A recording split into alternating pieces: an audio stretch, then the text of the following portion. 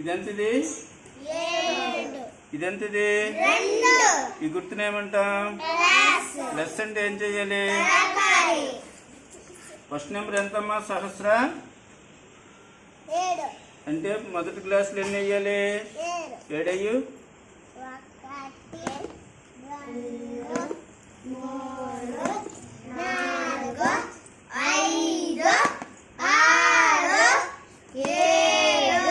7 కదా.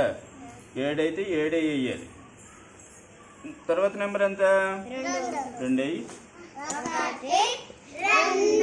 2. ఇప్పుడు మొత్తం ఇవన్నీ పట్టుకోవాలి, చేయబట్టాయి.